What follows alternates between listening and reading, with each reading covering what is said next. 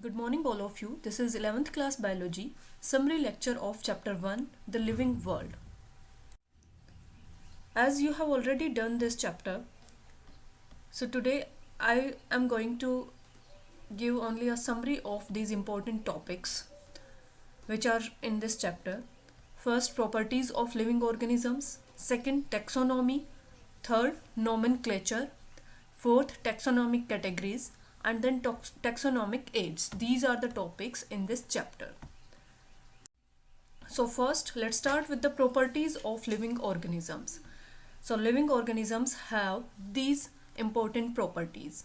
These are growth, reproduction, metabolism, cellular organization and consciousness. So here growth means to grow in size, to increase the number of cells and the mass of cells. Then reproduction, to produce the offspring like themselves, that can be by asexual or by sexual means. Now both these, growth and reproduction, these are not the defining properties of living organisms, because sometimes growth is also shown by the non-living things, and reproduction is not always a property of the living organisms, because sometimes some sterile living organisms are also there. That's why. Then next is metabolism. Different anabolic and catabolic reactions occurring inside the living organisms make the metabolism, and this is a defining property of the living organism. The cellular organization means all the living organisms are made up of cells. This is also a defining property. Then consciousness, awareness of the surroundings and giving response to the stimuli, that is consciousness. So this is also a defining property of the living organisms. Next topic of this chapter is taxonomy, because there is so much biodiversity, so there is a need to classify the organisms. And what is taxonomy? It is the study of identification, classification and nomenclature of the organism. So to identify the organisms, we need to classify the organisms, and we need a standard rule for the nomenclature of the organisms. So taxonomy is the study of identification, classification and nomenclature of the organisms. And when we consider evolutionary relationship between the organisms and taxonomy, it becomes systematics. Now these are basic processes which we study, which we do in taxonomy. These are characterization, where the organisms are characterized on the basis of their external structures and also internal structures. Then identification of the organism based on these characters. After that, classification. Classification means keeping that organism in a particular category based on the characters that are observed. After that, nomenclature. A standard name is given to the organism. Here, these are rules for the nomenclature. Nomenclature is called binomial nomenclature because scientific names for the organisms are written in two components. Okay, this is a scientific name. It has been written in two components. Two words are there. That's why this nomenclature is called binomial nomenclature. First rule for the nomenclature is that scientific names are always written in italics, and if handwritten, these are underlined. The two components of the scientific name are underlined separately. Here you see this is handwritten name, that's why it is underlined separately. These two components are underlined separately. And this is Homo sapiens, this is in italics, that's why it is not underlined. Second rule is, first word is genus name, that is generic name you can say. So now you know about the species and genus. So what is first name? This is genus of the organism. And the second word is representing species. So here Mangifera is genus and Indica is species. After that, third rule is genus name starts with capital letter and species name with small letter. So here you can see this genus name Mangifera is starting with the capital letter M. Okay, and the species name is starting with the small letter, that is I. So this is third rule. After that, one last rule is author's name is written in abbreviated form that appears at the end of biological name. You can say this is scientific name or biological name.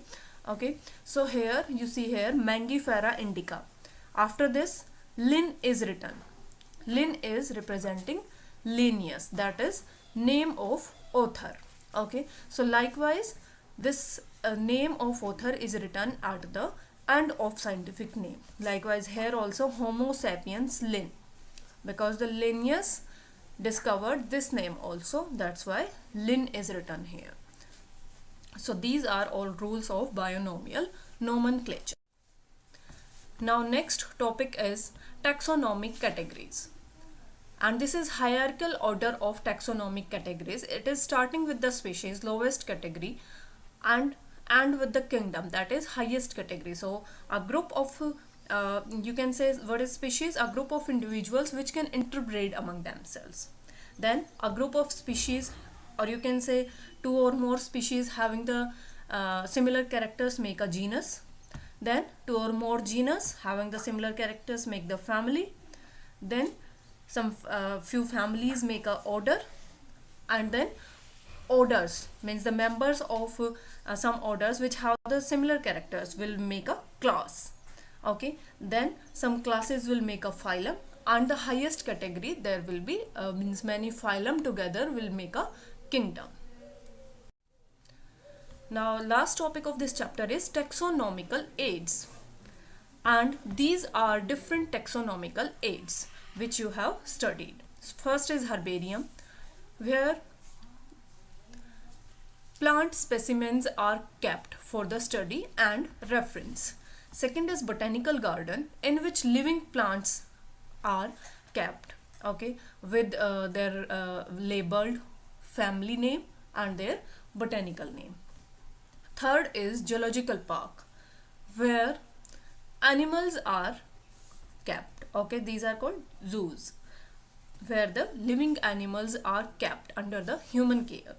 Then there is museum, and this plant as well as animal species can be preserved.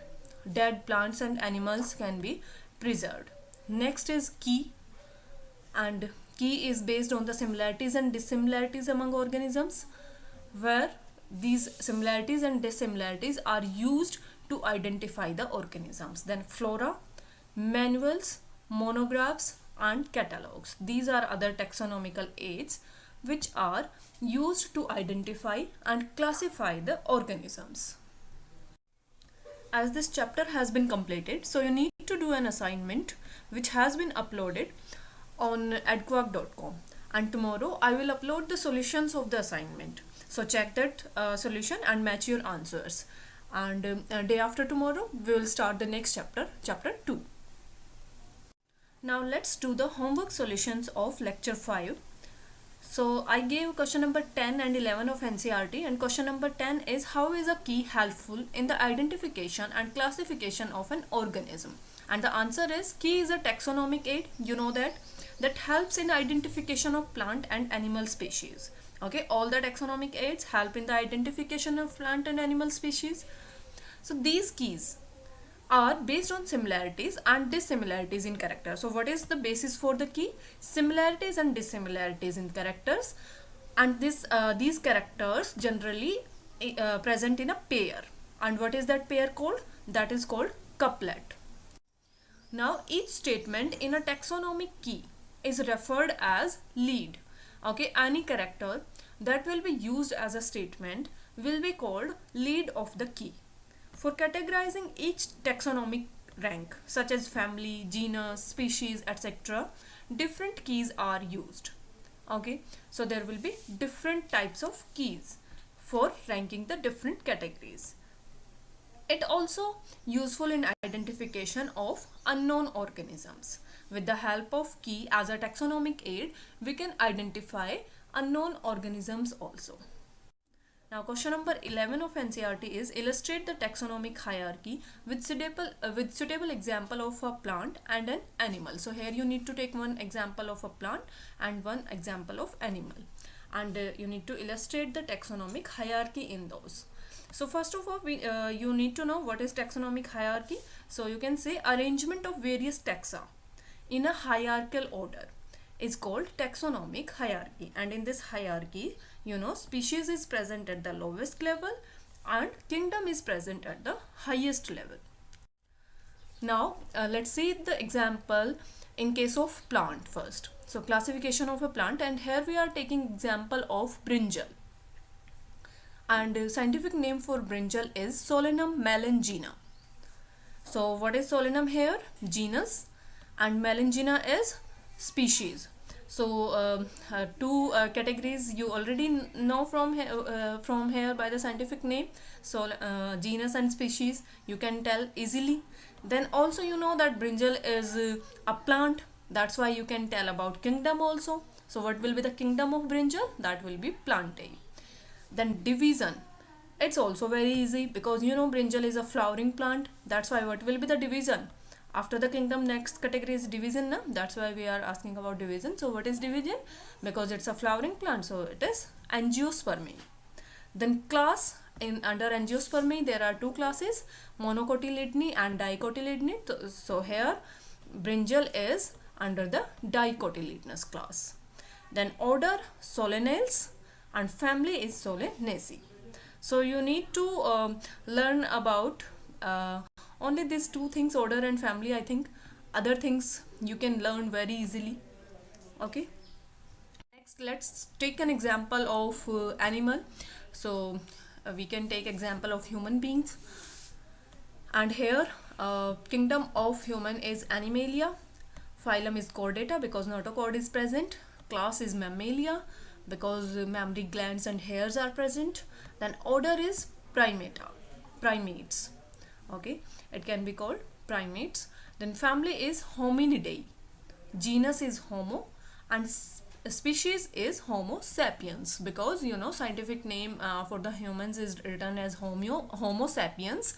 That's why Homo is genus and sapiens is species. I hope all these topics are clear to you. Now day after tomorrow we will start next chapter.